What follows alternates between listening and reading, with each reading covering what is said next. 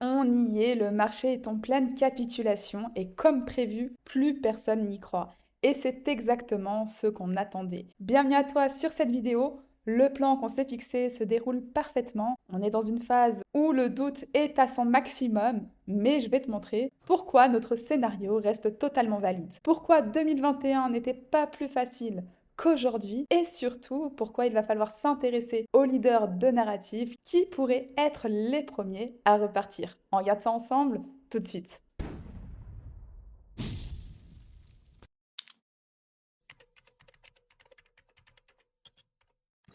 Donc on va pouvoir commencer cette vidéo, tu vas voir ça va être pas mal intéressant et on va prendre les éléments point par point comme d'habitude en essayant de rester rationnel. Donc comme d'habitude, à chaque fois qu'on a une capitulation sur le marché, on a la majorité qui nous indique que tout est terminé. Quand nous sommes sur les plus hauts, tout va bien et tout va exploser. C'est une chose dont on a l'habitude. Vous le savez, j'aime regarder les cycles passés et tout trader qui analyse, je tiens à le souligner, regarde les mouvements passés pour voir comment les prix avaient pu réagir et pouvoir appréhender les mouvements futurs, bien évidemment en s'adaptant au graphique actuel. Et il ne faut pas croire que tout va se passer de la même manière. Ce qui, par contre, s'est toujours avéré juste, c'est qu'on a toujours un Bitcoin qui surperforme le marché tout le long jusqu'à l'année parabolique, qui est potentiellement l'année 2025 que nous venons de commencer, qui était autrefois l'année 2017 ou 2021. On a presque terminé janvier, mais on a l'impression qu'on a complètement terminé 2025. Et beaucoup de personnes vont nous dire, mais oui, mais attends, 2021, c'était totalement différent. On imprimait des billets en illimité. Et puis non, en fait, 2017, c'était encore totalement différent quand nous étions en 2021. On était totalement dans la même psychologie de marché pour ceux qui l'ont vécu. Et en 2021, on disait que oui, 2007, c'était totalement différent. Il faut comprendre qu'on aura toujours des catalyseurs, que ce soit de baisse ou de hausse, différents. Les catalyseurs qui ont pu nous donner les bear markets en novembre 2021 et en décembre 2017 seront sûrement différents de celui de notre cycle. Et dans la même optique, les catalyseurs de hausse seront également différents. Mais ce qui va être hyper important de surveiller, ça va être la dynamique de marché. Si vous êtes sur une dynamique haussière, il va être compliqué d'être à contre-courant. Alors bien sûr, plus on va avoir de risques, plus on va être dans des périodes tendues, plus il va falloir se sécuriser, prendre ses profits par palier, comme je vous l'ai toujours indiqué. Mais il est vrai que la majorité des personnes qui aujourd'hui sont déçues et ne croient plus en une alt season sont les personnes qui ont investi quand le retracement était quand même prévisible. On en parle depuis un petit moment sur la chaîne. Je vous disais qu'on était sur les plus hauts, sur les tops, notamment des altcoins, qu'on pouvait encore performer, chose qu'on a faite, mais que pour moi, ce n'était pas le bon moment, car quand Bitcoin atteindrait potentiellement les 108 000 à 115 000, rappelez-vous, hein, qui était notre zone de départ, je vous remettrai la vidéo en fin de vidéo, ben que potentiellement on aurait le droit à un gros retracement sur les alts, puisque la Bitcoin dominance était encore assez élevée. Et à ce moment-là, on aurait de très belles opportunités sur le marché, chose qui a pu se dérouler. Et là, actuellement, effectivement, on a retrouvé des prix hyper intéressants et plus préférable de réfléchir à se positionner ici que lorsqu'on était sur des tops. Et malheureusement, la psychologie est souvent inversée. Et quand on regarde la dynamique de marché actuelle, ben pour le moment, on est toujours haussier. Alors bien sûr, on l'a compris, 2025, c'est pas 2021, on n'imprime pas des billets en illimité. Par contre, on a des choses différentes qu'on n'avait pas sur les cycles précédents qui sont tout de même positifs pour cette année 2025. Donc niveau fondamental, on reste sur un environnement positif et au niveau technique également, et ça, il faut quand même le prendre en compte. On a pour la première fois de l'histoire un contexte politique pro-crypto, avec le retour de Donald Trump et ses promesses qu'il va falloir suivre de très près, qui veut une régulation plus favorable aux cryptos, avec des premiers décrets qui ont pu voir le jour, une interdiction de créer une monnaie numérique de la part des banques centrales, ce qui est quand même positif pour les crypto-monnaies, et des régulations beaucoup moins strictes pour une ouverture beaucoup plus favorable pour les crypto-monnaies aux US, et c'est les États-Unis qui nous intéressent. On a également, comme déjà vu, une adoption institutionnelle massive de la crypto-monnaie et de la part des plus grands, avec pas mal d'injections de capitaux, et ça, bien évidemment, ça apporte également du poids. Et niveau macroéconomie, on reste tout de même favorable. Alors bien sûr, on a toujours des risques qui sont liés, et il faudra faire attention et suivre cela jusqu'à la fin. Rappelez-vous, 2025 pour moi, c'est l'année parabolique où j'attends de belles performances sur les altcoins, mais également l'année de prise de profit. Et ça va généralement très vite entre les phases d'extension et les phases de retracement. Mais en tout cas, on a pour le moment une inflation qui reste sous contrôle. Et pour ceux qui ont suivi récemment le discours de Jérôme Powell, bon, qui était quand même rassurant, même si on a conservé les taux actuels, on a eu la confirmation que la Fed était prête à baisser les taux sans forcément attendre que l'inflation atteigne les 2%. Pour le moment, une économie qui reste solide, pas de grosse récession en vue. On a une Fed qui ne se précipite pas, donc on a quelque chose de contrôlé. Si par la suite les chiffres que l'on va pouvoir avoir vont en ce sens, bah écoutez, ce sera très profitable côté crypto-monnaie, donc il va falloir suivre cela de très près. Et beaucoup de personnes, quand on les entend, on se demande si ces personnes ont vécu des cycles entiers ou non, et on entend dire que 2021 était un cycle super facile et tout ne faisait que monter. Alors les amis, tout dépend de quand vous êtes arrivé, il y a peut-être aussi un facteur chance.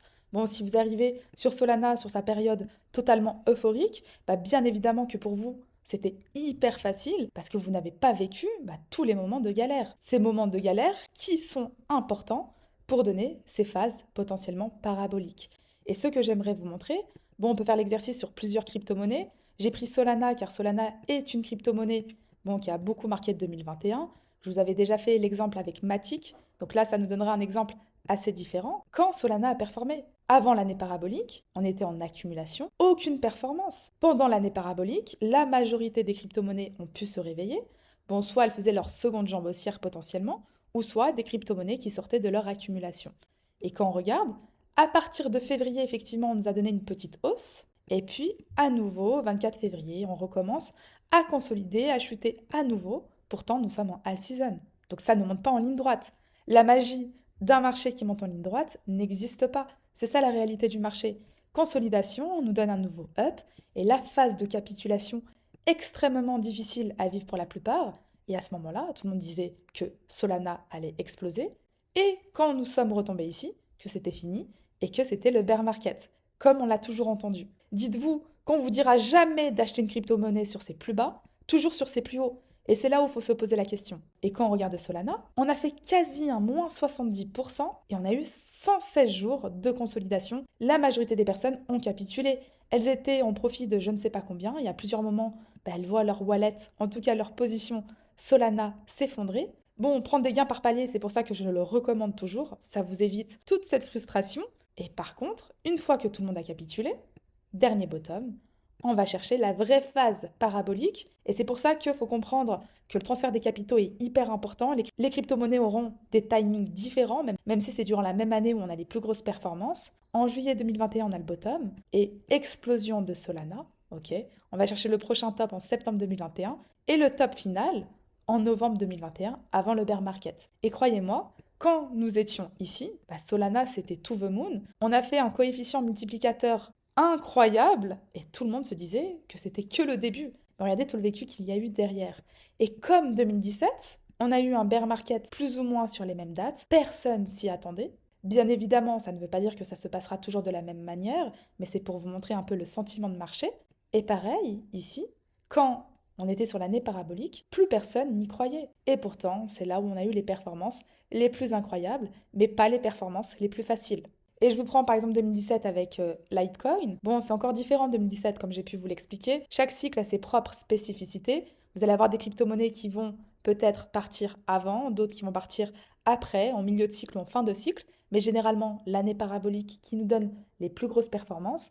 Et là, on a commencé à décoller à partir de mars-avril, ok, 2017. Et là, on a eu une très grosse performance sur LTC à l'époque. Par contre, s'il y a bien un élément sur lequel il va falloir faire attention, c'est qu'on a beaucoup plus de crypto-monnaies, comme je vous le dis depuis le début. Donc, nous avons une liquidité qui est beaucoup plus diluée. D'où l'importance, et ça, faut le comprendre, généralement, dans le début de la phase parabolique, les crypto-monnaies qui performent le plus sont les crypto-monnaies qui ont donné le plus de performance et à mon sens, il est très intéressant du coup de s'intéresser aux leaders de narratifs. Donc les narratifs que je surveille, vous les connaissez, intelligence artificielle, Depin, RWA, bien évidemment les blockchains performantes et tout ce qui va pouvoir être lié à la DeFi comme Aave que j'avais déjà pu vous partager. Donc à mon sens, ce seront peut-être les premières crypto-monnaies qui pourraient partir avant, par la suite, d'avoir un transfert de capitaux sur des capitalisations un peu moins importantes.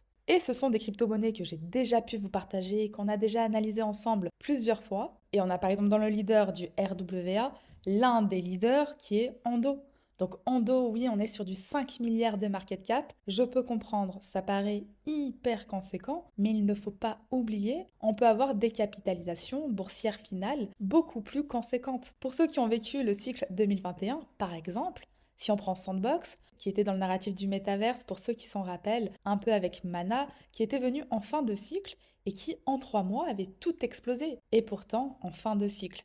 Et on était passé potentiellement de 2 milliards, voire vraiment un peu moins, à pratiquement, en tout cas au-delà de 21 milliards pour vous montrer les possibilités de performance, bien que nous soyons sur deux coins totalement différents avec des intérêts également très différents. Et en dos qui plus est, on l'a analysé ensemble plusieurs fois. Donc déjà par ici, avant de faire notre première target de TP, où là je vous avais dit que ce n'était plus le moment, qu'il fallait attendre potentiellement un retracement. Quand nous étions ici, je vous avais donné mes zones de surveillance, qui étaient les 1,10 et les 0,85, bien que la zone était lointaine, je l'ai quand même tracé, et les indices qui ont parfaitement fonctionné. Bon, actuellement, on est quasiment sur un plus 50%. Donc Endo à surveiller de très près. Alors on peut avoir des retests, à part si par la suite on arrive à casser ce niveau. Et si on a une nouvelle structure qui se met en place, bon bah ce sera très positif par la suite. Mais en tout cas, un leader qu'il va falloir surveiller de très près.